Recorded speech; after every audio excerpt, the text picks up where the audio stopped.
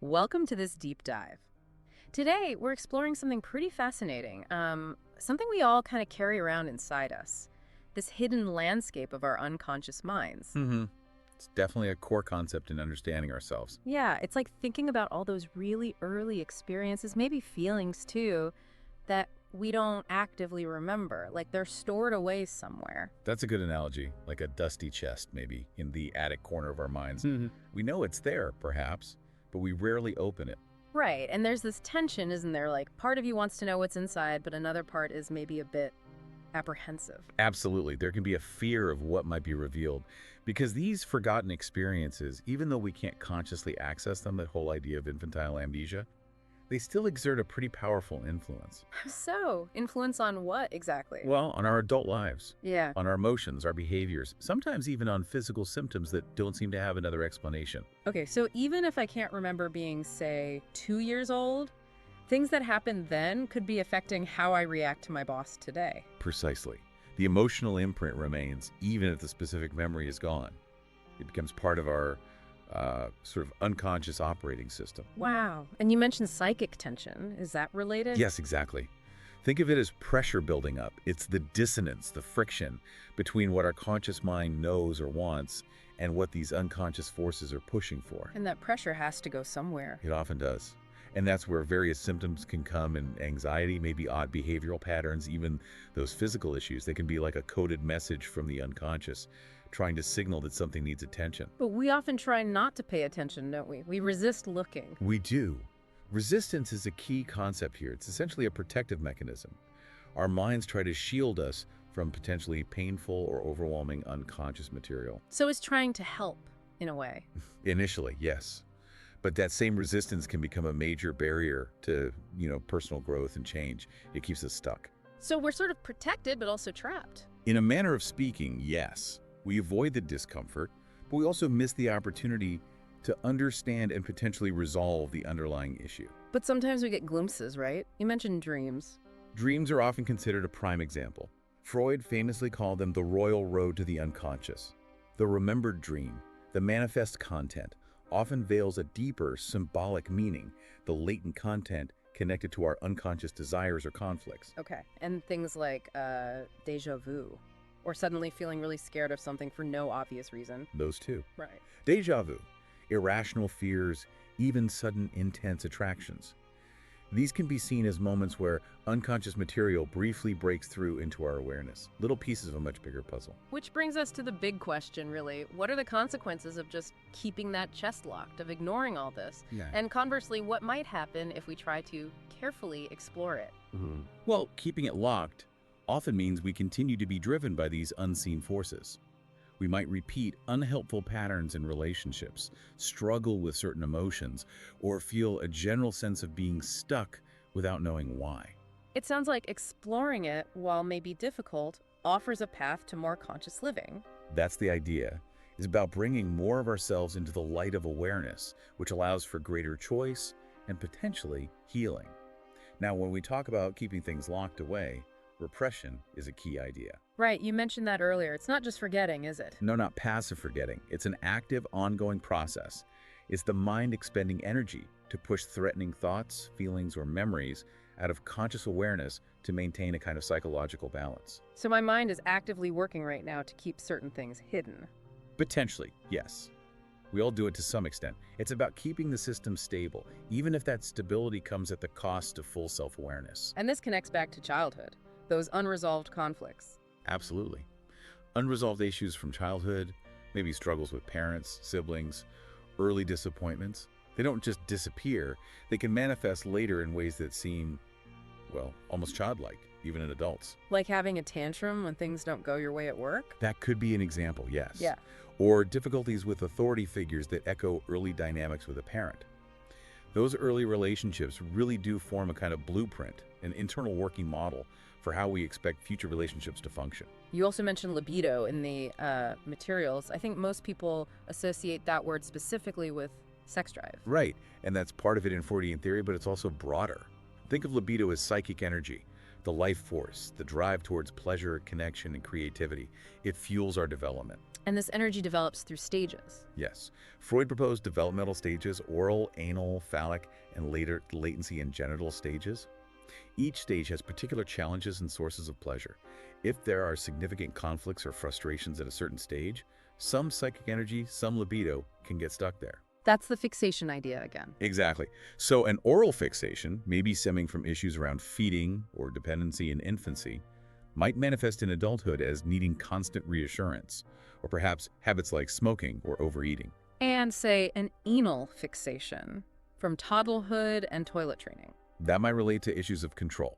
Someone might become overly meticulous, orderly, and controlling the anal retentive stereotype, or conversely very messy and disorganized, which is sometimes called anal expulsive. Phallic stage issues might relate to competition, ambition, or later relationship dynamics. It's fascinating how these early stages are thought to echo so profoundly. And you touched on physical symptoms earlier too. How can an unconscious conflict cause, like, back pain? It's complex, but the idea is that the body can become a sort of theater for unresolved emotional conflict. Intense emotional burdens or anxieties, especially those rooted in childhood that couldn't be expressed verbally, might be converted into physical symptoms. It's sometimes called somatization. The body speaking what the mind can't or won't. In a way, yes. The emotional distress finds an outlet through the body when a direct psychological expression is blocked. This all sounds like it would play out significantly in therapy. Is that where transference comes in? Precisely. Transference is a cornerstone of psychodynamic therapy. It's the unconscious tendency to project feelings, attitudes, and expectations from important early relationships, usually with parents, onto people in the present, especially the therapist. So I might start feeling towards my therapist the way I felt towards my father, Right. without even realizing it. Exactly. You might feel unduly criticized or perhaps overly dependent or competitive. These aren't necessarily rational reactions to the therapist as they are now, but replays of old patterns. Which sounds uncomfortable, but I guess useful for therapy. Incredibly useful. It allows those old patterns to be experienced and examined in the here and now of the therapeutic relationship, providing a chance to understand and potentially rework them. But it often brings up resistance too. Resistance again. How does that show up in therapy? Oh, in many ways. Suddenly forgetting appointments or forgetting what you were talking about. Changing the subject abruptly when things get emotional. Intellectualizing. Talking about feelings in a very detached way instead of feeling them. Showing up late. Even silence can be a form of resistance. And it's still that protective mechanism, trying to avoid the pain. Yes. It's the psyche defending itself against perceived threats from the unconscious. It's not deliberate obstruction usually, but an automatic defense. It protects, but it also limits the therapeutic work if it's not understood. This makes me think about defense mechanisms more generally, things we learned as kids. Definitely. Children develop various ways to cope with difficult feelings or situations. Things like denial, refusing to accept reality.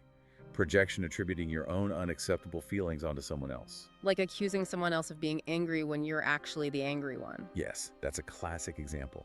Or splitting, seeing people as either all good or all bad, because integrating complex feelings is too difficult. Rationalization, coming up with logical sounding excuses for unacceptable behavior or feelings.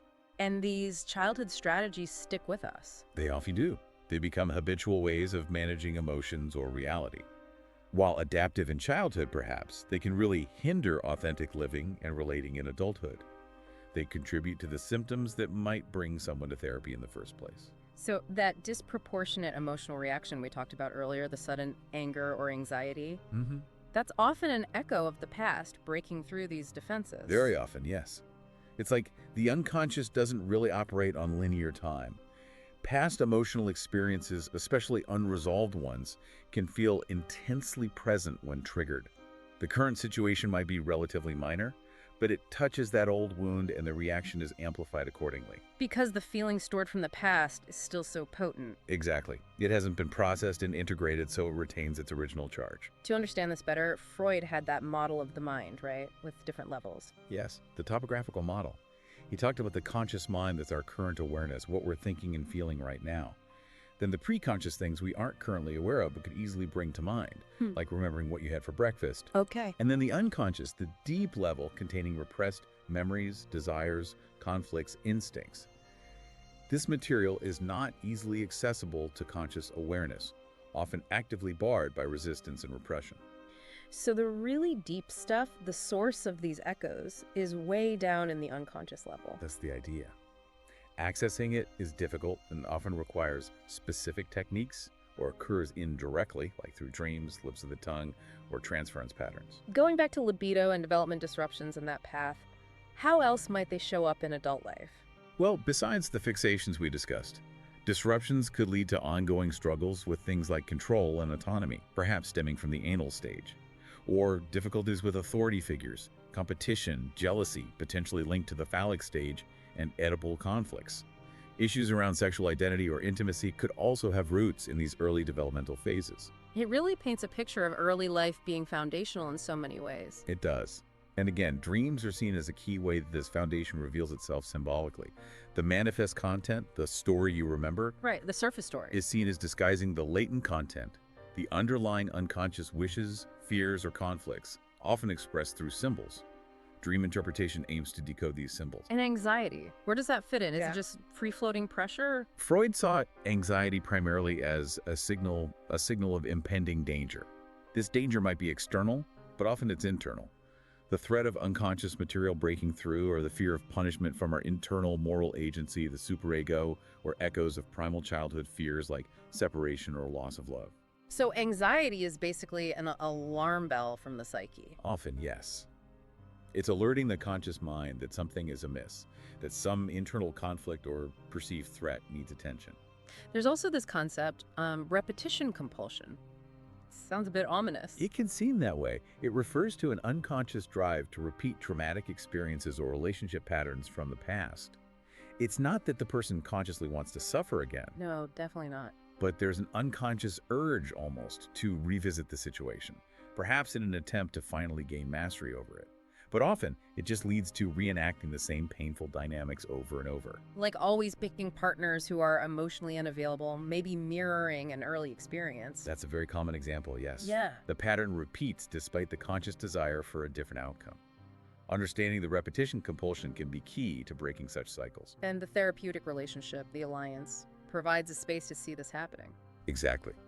The therapeutic alliance, the trusting bond between client and therapist, creates a safe container.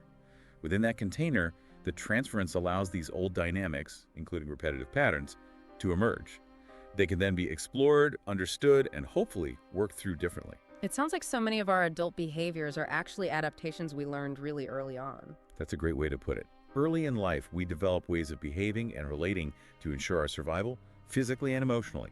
We adapt to our caregivers, our environment. Like being a good child to get approval, or maybe acting out to get attention. Yes, precisely. Those adaptations were necessary then. The problem arises when these ingrained patterns persist into adulthood, even when they're no longer needed or are actually counterproductive in our current lives. We keep playing by old rules in a new game. That makes sense. And you mentioned the superego, the internal moral agency. How does that form? The superego largely develops through internalizing the values, rules, and prohibitions of our parents and, later, society. It becomes our conscience, our sense of right and wrong, our ideals. So it's like having your parents' voices in your head. In a simplified sense, yes. But it can become distorted. It might be overly harsh and critical, leading to constant guilt and self-punishment. Or it could be underdeveloped, leading to difficulties with rules and social norms. Its nature is heavily influenced by those early interactions. Wow. And sometimes, under stress, people seem to almost revert back to childlike states. Yes, that's called regression. When faced with significant stress or conflict, individuals might temporarily abandon more mature coping mechanisms and revert to behaviors characteristic of an earlier developmental stage. Like whining, or becoming very dependent. Exactly. Or having temper tantrums, needing excessive reassurance. It demonstrates how deeply embedded these early experiences and developmental stages are, not just psychologically, but likely in our nervous system too. They remain accessible states we can fall back into. So, as you look across someone's life, you might see recurring themes popping up everywhere. Very often. Core conflicts or unresolved issues from childhood tend to manifest repeatedly across different areas: relationships, work, self-esteem, parenting. It's like the unconscious keeps bringing the same issues forward, demanding attention until they're addressed more fundamentally. It suggests that real change requires sustained attention to these deeper patterns. It usually does. Quick fixes rarely address the underlying dynamics. Lasting change often involves recognizing these recurring themes and working through the core childhood conflicts they represent.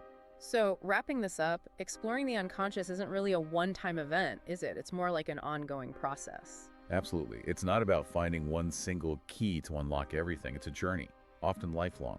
Layers of understanding unfold over time. Insights gained one year might deepen or shift 5 years later. And the goal isn't necessarily to eliminate the unconscious or become purely rational. Not at all. The goal is more about developing a different relationship with one's unconscious, becoming more aware of its influence, understanding its language, and integrating its contents more fully. This allows for a greater sense of wholeness and, ultimately, more conscious choice in how we live our lives. A changed relationship with ourselves, leading to more freedom. That's a powerful thought. Thank you. This has been incredibly insightful. My pleasure. It's certainly a deep and complex area, but endlessly fascinating. And that's our deep dive for today. We hope this journey into the unconscious has given you, our listeners, some valuable perspectives on the hidden forces that shape who we are.